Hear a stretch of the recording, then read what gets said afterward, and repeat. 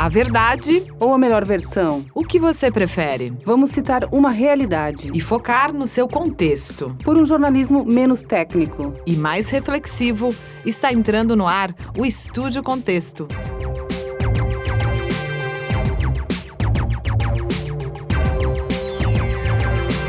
Eu sou a Gabriela Marcon e quem me acompanha neste programa é a jornalista Silvana Gonçalves. Olá, Gabriela. Olá, Ledaros. E um olá especial a todos os ouvintes. E o produtor cultural Ledaros. Olá, Gabi. Olá, Silvana. E um olá a todos os ouvintes. O show tem que continuar.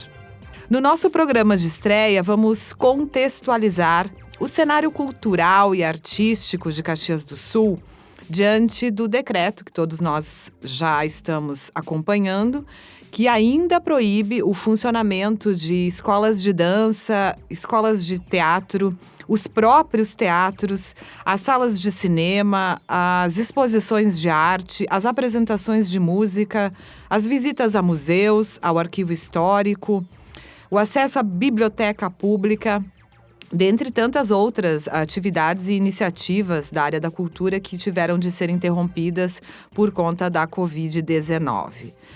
Nós ouvimos artistas, agentes e produtores culturais, também a secretária municipal da Cultura, Luciane Pérez. E, neste momento, apesar de nós termos já alguns sinais de iniciativas, de ações que possam levar a possíveis soluções, são muitas as incertezas e as dúvidas. E nós perguntamos quais são, então, as soluções. Se o acesso, por exemplo, aos serviços dos salões de beleza foi permitido, com todas as restrições de clientes e medidas de proteção, por que o mesmo não pode ser aplicado, por exemplo, às visitas a museus ou exposições de arte? Então, é evidente que nos casos de apresentações em teatros e espaços culturais, no cinema, há um público que se aglomera, lógico, da mesma forma que nas escolas de dança. Então, nestes casos, a abertura se torna inviável ainda neste momento. Mas, e quanto às outras atividades culturais que não provocam aglomerações?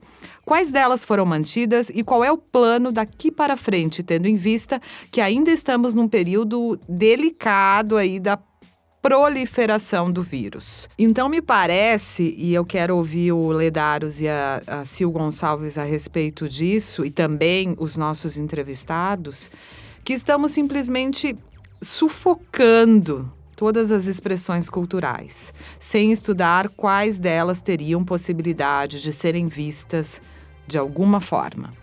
Vou começar pela Silvana Gonçalves. Na realidade, primeiro eu gostaria de fazer um questionamento, Gabriela. Quando você fala na questão dos salões de beleza, há de se convir que também estão abertos os restaurantes, que são locais de entretenimento e que reúnem pessoas, que tem uma certa aglomeração.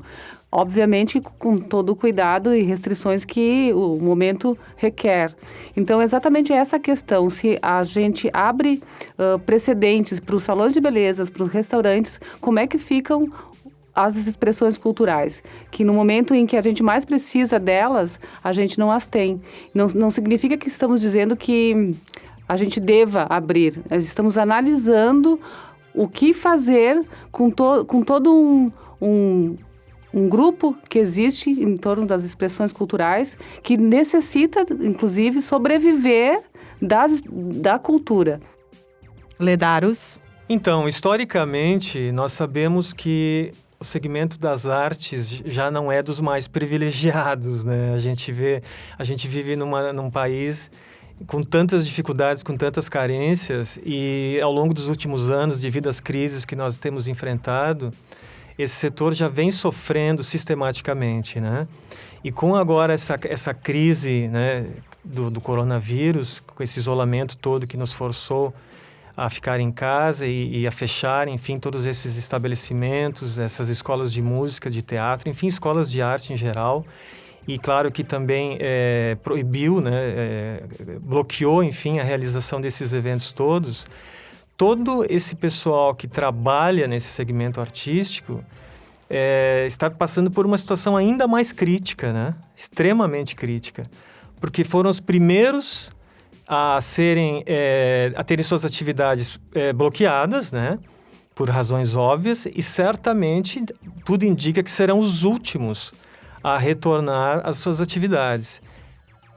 Então, por exemplo, na questão dos restaurantes, se o restaurante é bar, ele pode funcionar normalmente como restaurante para servir alimentação, pratos, enfim, almoço, janta. Não pode bar. Em tese, não pode vender bebida alcoólica. Eu acho isso um tanto quanto incoerente. E me questiono muito sobre a questão dos espaços culturais, principalmente exposições de arte, por exemplo. Por que não, então, criar uma forma de oferecer isso ao público, que as pessoas tenham acesso, né, com as devidas restrições, os devidos cuidados de manter a distância de 1 metro, uma pessoa da outra, entra 2 ou 3 por vez. Eu não consigo realmente entender por que isso está travado. Não encontro neste momento uma justificativa, já que tantos outros setores tiveram suas regras de abertura flexibilizadas. Pois é, se nós formos comparar, por exemplo, a quantidade de pessoas que circulam nos mercados, nos supermercados, aí alguém vai dizer, sim, mas é um local onde as pessoas não têm como deixar de ir. Concordo plenamente. Mas elas estão esbarrando nos corredores, elas estão passando perto umas das outras.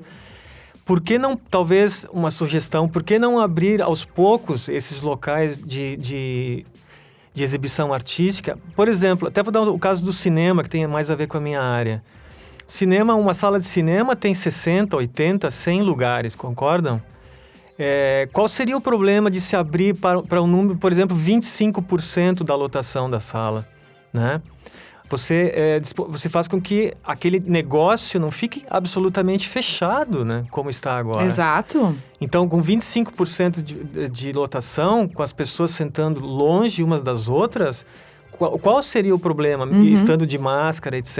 E talvez fazendo a medição da temperatura, aquelas medidas todas que têm sido apregoadas, né? Eu acho que, assim como isso pode ser feito no cinema, pode ser feito, como você disse antes, numa galeria de arte, num museu, né? Até mesmo numa peça teatral, é a mesma lógica. No arquivo histórico. Né? Uma peça você tem um teatro para 100 pessoas, para 200 pessoas, você abre uma possibilidade de 25 pessoas assistirem aquele espetáculo. Tudo bem, talvez alguém vai dizer, mas então vai ficar inviável. Tudo bem, estou só lançando uma ideia que tem que ser, evidentemente, lapidada, né? Tem que ser estudada. Agora, o fechamento pleno das atividades artísticas é que eu acho que é a grande questão, né? E a gente sabe muito bem que a classe artística, em geral, tirando, claro, né, personalidades, pessoas que têm carreiras nacionais e internacionais, não são exatamente as pessoas que têm mais recursos, né, para se bancarem, sei lá, por 6, 8, 10 meses, né? Então é uma questão realmente muito preocupante que a gente está debatendo aqui. Só para pegar esse teu gancho dos músicos, por exemplo, nós temos ainda o agravante da questão dos bares, voltando um pouquinho à questão do funcionamento dos bares, das casas noturnas, onde muitos músicos trabalham, conseguem ter visibilidade, conseguem renda, trabalho deles, e esses locais estão fechados, ok, por razões óbvias, porque aí sim é aglomeração. Você não consegue abrir um bar e controlar o acesso ou o número de pessoas que pode estar lá dentro, e são lugares onde as pessoas conversam muito, bebem bastante, enfim, razoavelmente, claro. Então, inviabiliza. Então, às vezes não razoavelmente. Mas aí tem a questão da máscara, eu me refiro à questão da máscara. Como é que você vai num bar de máscara? Não faz sentido, né? Então, não condiz com a atmosfera toda do espaço. Vai de encontro ao objetivo de ir a um bar. Né? Exatamente. Que é justamente socializar, né? Conhecer pessoas. Tem que flertar, né? Tem que beijar, tem que socializar, enfim.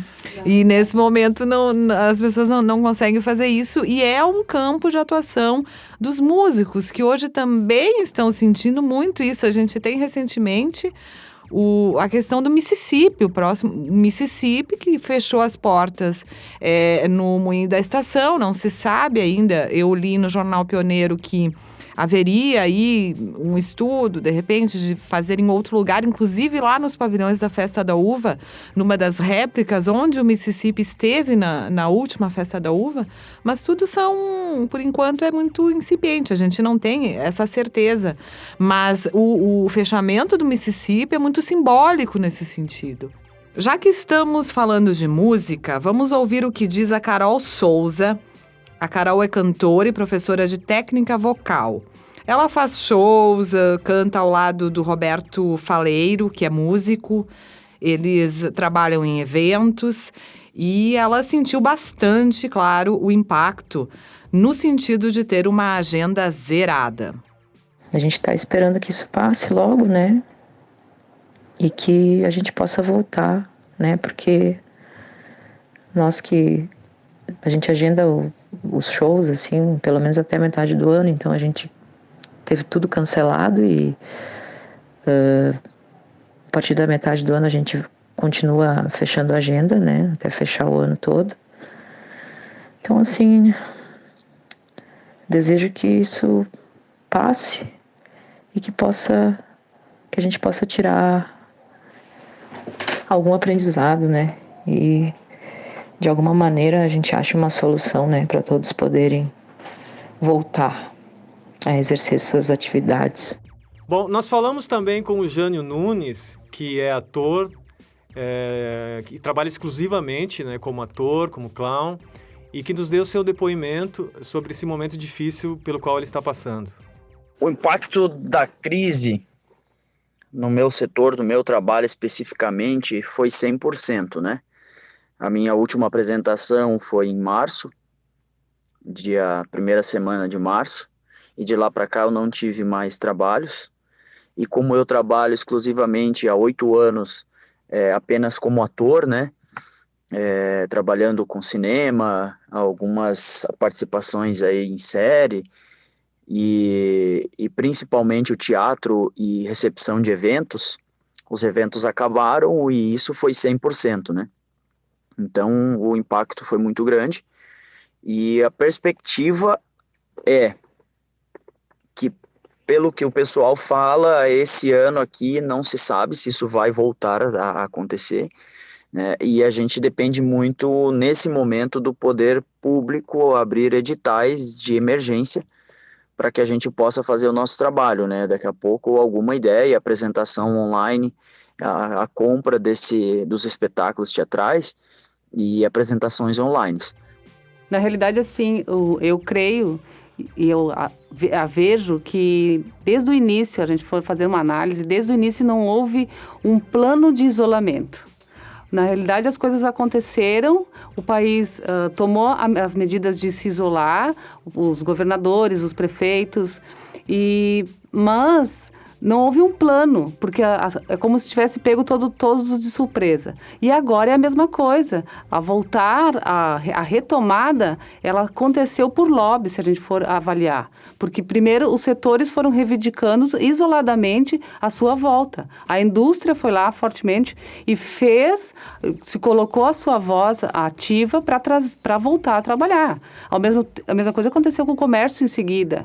E aí os salões de beleza. A pressão. A pressão. Os setores, eles criaram uma pressão para voltar. Então, foi por medida, não foi uma medida, um plano. Como é que nós vamos retomar agora? Quais os setores que são essenciais de fato?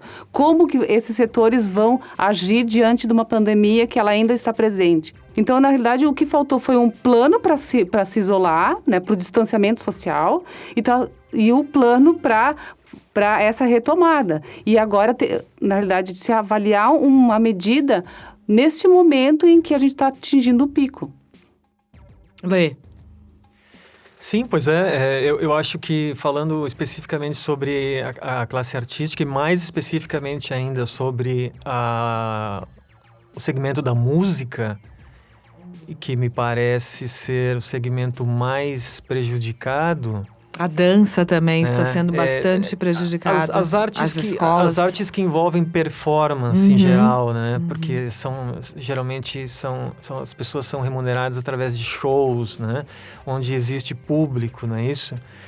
Então, eu acho que esses segmentos especificamente são os que merecem ter um cuidado maior, né? A gente tem um número muito grande de músicos em Caxias, por exemplo, aqui em Caxias e na região, né? E essas pessoas também merecem um cuidado, né? Merecem ser cuidadas pelo poder público de alguma forma. Então, Lê, e sobre essas artes que envolvem performances, que tu falou agora há pouco, o Estúdio Contexto ouviu a Caterine Brusa, que é diretora do Núcleo Artístico Ballet Margot. É uma escola de dança que existe há 38 anos em Caxias do Sul e que, de repente, de um dia para o outro, teve que fechar as portas. E uma escola de dança tem todo um trabalho desenvolvido meses a fio para se preparar para os tradicionais espetáculos, aqueles de final de ano, que envolvem muitos profissionais. Depois que o isolamento foi decretado, o Ballet Margot propôs um novo esquema de aulas através de plataformas digitais, diminuiu o quadro de horas-aula, entrando em acordo com os professores, e teve aí em torno de 40% de adesão dos pais e alunos a esse novo sistema, que então esse percentual de alunos conseguiu se manter nas aulas. Passados 2 meses sem poder receber, né, os alunos presencialmente, vamos saber da Cati Brusa, então, como está a situação hoje. Hoje nós já estamos mais tranquilos, porque sabemos que precisaremos ficar assim por mais tempo, mesmo sem saber até quando, mas não tem outra forma, né? A gente tem que aceitar e propor a melhor maneira para tentar manter a escola, né? A gente também ouviu o Duda Goldani, que é músico e professor, e que logicamente teve como primeiro impacto de toda essa crise o cancelamento de shows em bares e eventos. Ou seja, a agenda que estava fechada até final de maio simplesmente zerou. Isso reflete, obviamente, na redução da receita dele, da renda. Mas assim como a Cati Brusa do uso das plataformas digitais, o Duda também reflete sobre esse consumo online de arte. Vamos ouvi-lo. Como as pessoas estão tendo que ficar muito em casa, né? Então o consumo de conteúdo, consumo de informação, né? Ou consumo de produto digital, produto online, ele deu uma disparada, né? Então acredito que para a área educacional, né? Ou educação à distância, né? Os cursos online de música, né, podem ser uma saída bem interessante para todo mundo, né? Pois se existe uma demanda na atividade que é física, né, das aulas, né, a presencial, enfim, né, a pessoa se deslocar da sua casa, do seu trabalho até uma escola de música, né, também para ela acaba sendo vantajoso não precisar sair de casa e continuar fazendo aquela atividade, seja por hobby ou não, né? No caso, o aprendizado de um instrumento musical, né? Ou da música como um todo. Eu gostaria de lembrar que, algum tempo atrás, nós tínhamos 2 mecanismos de fomento à cultura em Caxias. Tínhamos a LIC, a Lei de Incentivo à Cultura, e o Financiarte. Todo mundo sabe o que aconteceu com o Financiarte, né? O Financiarte foi desmantelado pela administração anterior, né? Capitaneada pelo prefeito impedido, né? Uhum. E ali começou a crise, crise na cultura.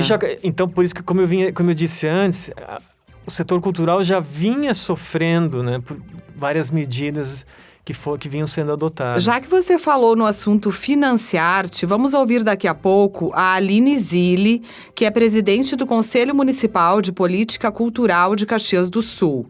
E ela falou justamente sobre o Financiarte, que é um mecanismo que faz com que a cultura gire. Você faz um projeto cultural, você faz projeto para a produção de um show, você tem aí a remuneração de muitos profissionais, né? Você tem os músicos, tem o pessoal que vem por trás, né, da produção, né? Você tem cenografia, você tem iluminação, você tem áudio, né? O pessoal do áudio, o pessoal das gráficas. Então, é toda uma cadeia que é movimentada quando você tem um projeto financiado, né? Não é apenas o artista que foi contemplado. Então, talvez uma medida interessante para o segmento das artes seria justamente a retomada do Financiarte. Claro que no momento atual, talvez não vá resolver o problema, mas você já coloca pelo menos uma luz ali na frente, né? E também há a questão das LICs, as leis de incentivo à cultura, que funcionam por renúncia fiscal, não é, Lê? Sim. Que também se vive um momento de apreensão, acredito eu, dos artistas e produtores culturais que têm seus projetos aprovados pela LIC e têm de bater na porta das empresas. Como é que serão recebidos neste momento? Durante quanto tempo esses projetos talvez tenham de ficar parados por falta de patrocínio? Apoio cultural, acredito que seja o nome correto, nestes casos de LIC, justamente pela situação das empresas. Embora elas tenham de continuar pagando seus impostos, será que vai haver um incentivo à cultura nesse momento? São muitas dúvidas. Até porque há um desembolso aí, né, para as empresas. Mesmo quando você tem a renúncia fiscal, o que acontece num projeto de LIC, por exemplo, né, quando é apoio cultural, a empresa desembolsa 10% do valor do projeto. E o restante do projeto? O restante, sim, são fundos no caso do imposto municipal, né, são impostos... Não, porque eu acho importante, Lê, só fazendo um parênteses. Ao invés de pagar o imposto, eles investem no projeto cultural. Eu acho bem importante, assim, a gente explicar bem o que é a LIC, que é o Financiarte, esses programas de fomento à cultura, porque a sociedade não tem esse esclarecimento de como é que funciona. Tanto é que existe um preconceito muito grande, a gente sabe, em relação a esses programas de fomento, né? É verdade. A gente já ouviu falar que artista é vagabundo, que artista mama na teta do governo, contra esses programas de fomento, do que o Estado tem esses programas, né? Que são genuínos e que a vida inteira tem mantido a classe artística e cultural, né? Então, é interessante que tu explique bem como é que funciona a LIC e como é que funciona o Financiarte. Então, os projetos de lei de incentivo à cultura funcionam da seguinte forma: você tem que elaborar todo um projeto, né, considerando todos os custos envolvidos para a realização dele. Você tem que elaborar, inclusive, fazendo levantamento de orçamentos, né? Fazendo, inclusive, concorrências para ter o melhor preço em muitas das rubricas que vão ser utilizadas, né? Uma vez aprovado esse projeto pelos organismos de avaliação, né, que existe aí, a Comic, etc., que fazem avaliação dos projetos, uma vez liberados, os produtores desses projetos vão até as empresas para captar, né, os recursos. Ou seja, vão vender o projeto cultural para essas empresas. Né? E como geralmente o que se utiliza é do mecanismo de apoio cultural, a empresa então desembolsa 10%, né, do valor do projeto, e os outros 90%, então, é a renúncia, ou seja, o valor que ela iria pagar de impostos para a prefeitura vai para esse projeto. Né? Então, o que acontece? Como eu disse antes, você faz girar, né, toda essa cadeia produtiva. Né? E o Financiarte é diferente, porque o Financiarte é um desembolso de um fundo. É fundo perdido. É fundo perdido, né? É uma verba que até então estava lá no orçamento anual da prefeitura, né? Que é um valor ínfimo comparado às rubricas das outras secretarias, né? Então, assim, algumas pessoas dizem, mas estão tirando dinheiro da saúde, né, para botar na cultura, como se não fosse importante a cultura, né? Abrindo um parênteses. Mas, mesmo assim, é um valor ínfimo comparado ao investimento em educação, em saúde, né, em obras públicas. Mas que representa muito para quem trabalha no segmento, né? E é evidente que os profissionais da área não vivem só disso. Isso é apenas uma ajuda, um fomento para realizar determinados projetos, entende? Então, eu acho super importante que a gente mantenha a LIC, né? Que a gente reforce a LIC e que, se voltar o Financiarte, também vai ser um mecanismo que vai ajudar o segmento cultural. Porque há ali uma concorrência, há ali um esmero, né, na realização dos projetos, na criação dos projetos. Não é qualquer coisa que é aprovada, né? Então, só os melhores trabalhos de pessoas que têm realmente uma relação mais íntima com a produção cultural, profissionais, é que geralmente são aprovados. Ou também novos produtores, novos artistas, mas que têm já, né, uma formação bacana e que têm condições de realizar. Então vamos ouvir agora a Aline Zilli, presidente do Conselho Municipal de Política Cultural, conselho que vem se reunindo, conversando com o poder público, debatendo alternativas que possam auxiliar o setor produtivo da cultura neste momento, incluindo a questão do edital do Financiarte.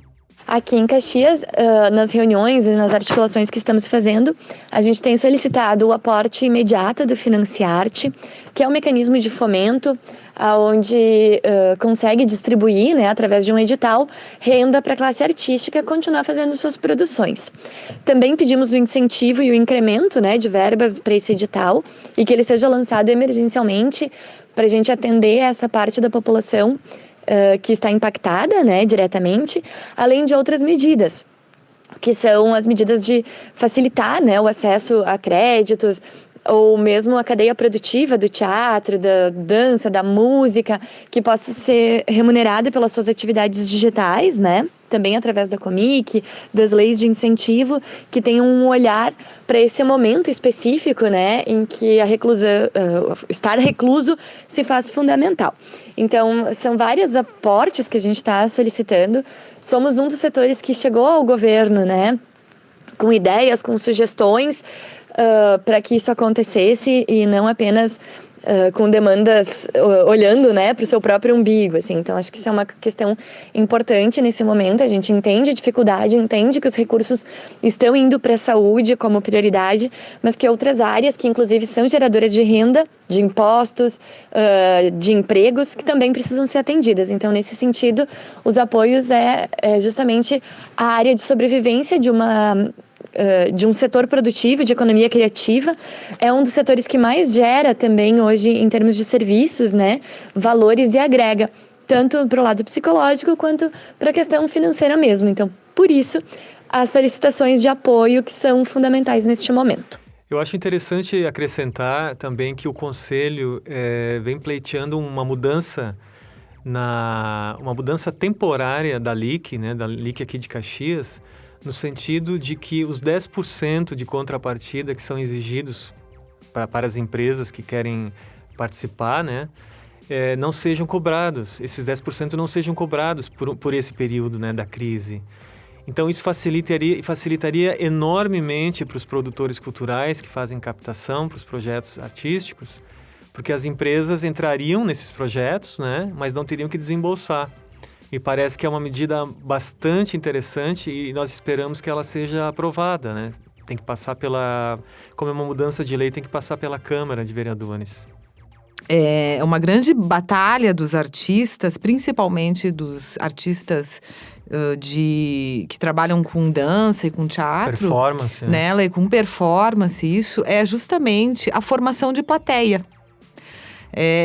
A vida inteira, essas pessoas, principalmente nas suas próprias cidades, é difícil formar uma plateia. Vocês imaginem agora, com essa pandemia em curso, quando vai ser o normal, né? Quando é que isso vai voltar ao normal? Não apenas a questão da abertura dos espaços, mas a própria sensação do público de se sentir seguro em ir a esse espaço, prestigiar algum evento, algum espetáculo, algum show. São realmente, assim, a gente não consegue... É difícil vislumbrar o que vai acontecer, mas eu acho que essa questão da formação de plateia vai ser mais ainda preocupante, talvez. Acho que num primeiro momento será muito preocupante, assim como para outras coisas também, que a gente vê que as pessoas, elas ainda não estão frequentando como frequentavam, né? E até porque existem restrições, obviamente. Eu acho que no primeiro momento, sim, vai ser bem complicado essa formação de plateia. Mas também a gente tem que fazer uma análise que agora, nesse momento, que é muito incrível, né? Agora, nesse momento que as pessoas estão em casa, elas estão precisando mais de cultura do que nunca e entretenimento. A gente vê aí as lives, né? Todas as noites tem uma live diferente, porque as pessoas estão em casa e elas precisam de entretenimento, elas precisam de cultura, elas precisam pensar em outras coisas que, senão a pandemia, né? Então, é uma contradição, né? As pessoas deixam de frequentar os locais que oferecem espetáculos culturais, exposições e tudo mais, mas elas querem a cultura quando estão isoladas dentro de casa. E como é que essa plateia vai se comportar, não só do ponto de vista das restrições e do medo, mas do ponto de vista do que ela aprendeu durante esse período de confinamento, né? Tem todo esse elemento do aprendizado, sim, das mudanças de comportamento, da busca por ideias e soluções que possam reter a atenção do público para as manifestações artísticas e não dispersar este público no momento de insegurança. É o capital humano. E sobre isso eu vou pedir para o Vitor colocar no ar a sonora da Kali Troian.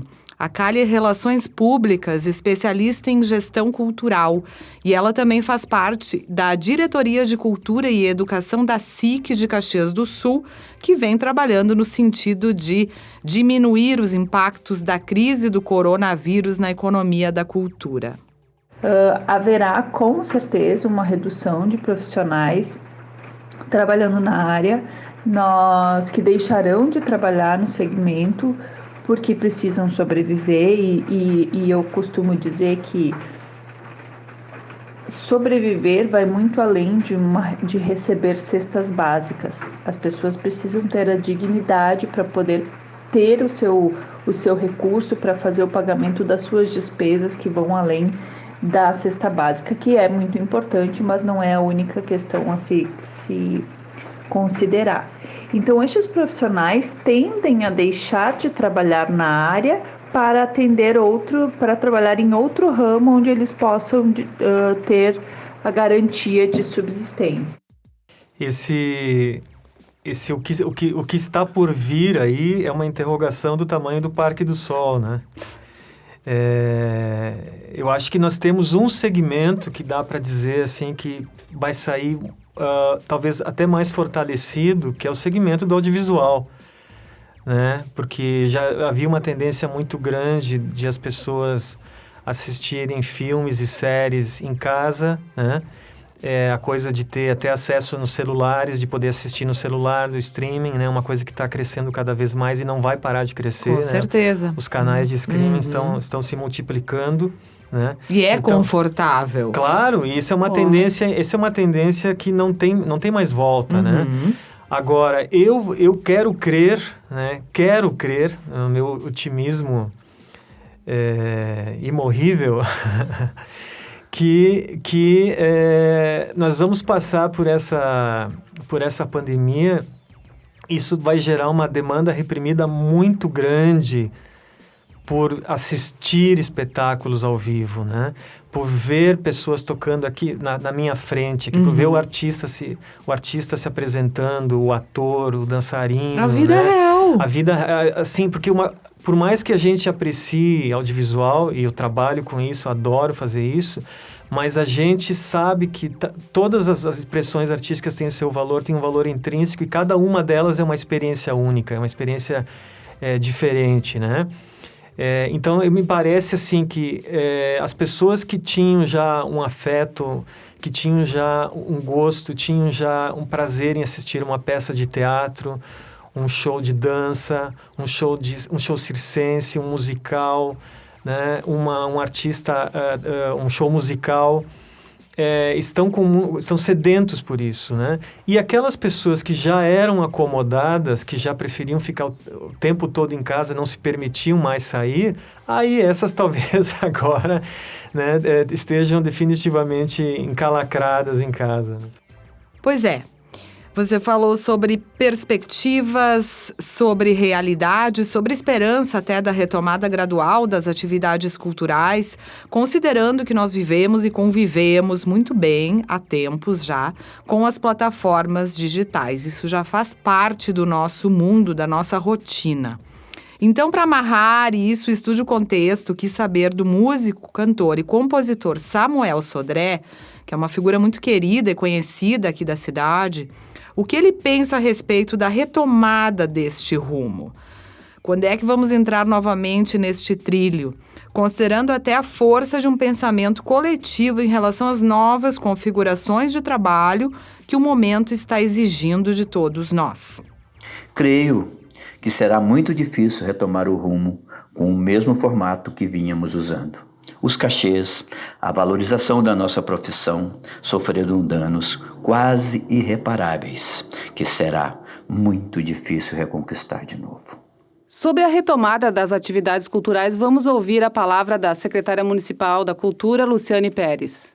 Para o segundo semestre, a Secretaria está programando, então, uma grande primavera cultural, onde o município de Caxias do Sul será contemplado com diversas ações da cultura.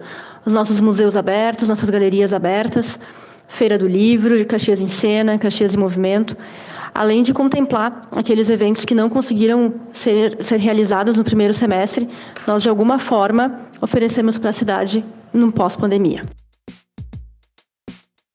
Obrigada à secretária municipal da Cultura, Luciane Pérez, e também aos demais entrevistados deste podcast.